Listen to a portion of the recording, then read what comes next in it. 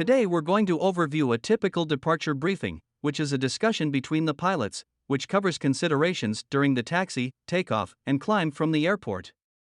A plan is developed, which takes into account any emergency which may affect performance, and which includes a plan of action as to where to land if necessary, and how to get safely back to the airport or a more suitable airport, taking into account terrain and other factors. This briefing takes place before all airline flights, and is usually led by the person who will be the pilot flying that leg. The briefing is a face-to-face interactive discussion. The first step is for the non-flying pilot to verbalize what threats they see during the taxi, takeoff, and climb portions of the flight.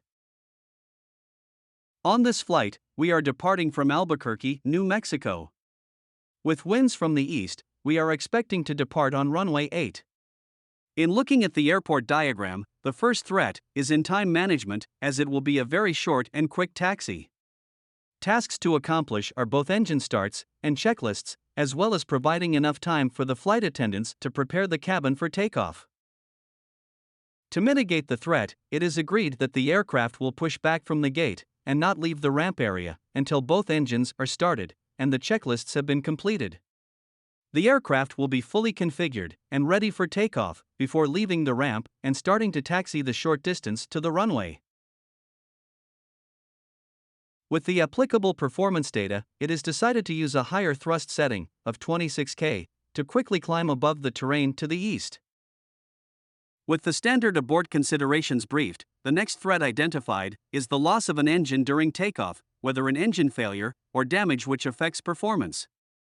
With high terrain to the east of the airport, this threat is mitigated by planning a left turn back to the VOR at a point 13 miles from the Albuquerque VOR. Such procedures are developed by airline engineers and ensure safety in the event of a loss of an engine, as continuing on course or on runway heading would compromise safety.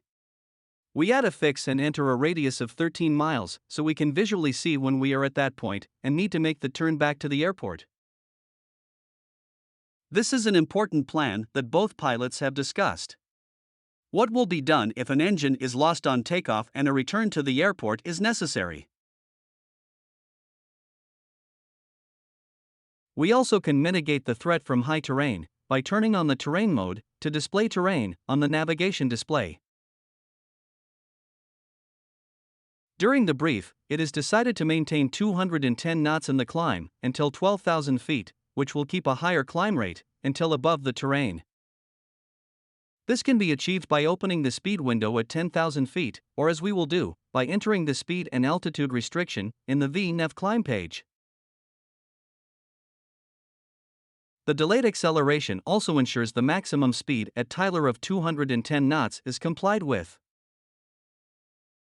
With no other items to discuss, the brief is now complete and the remaining tasks can be accomplished prior to pushback from the gate.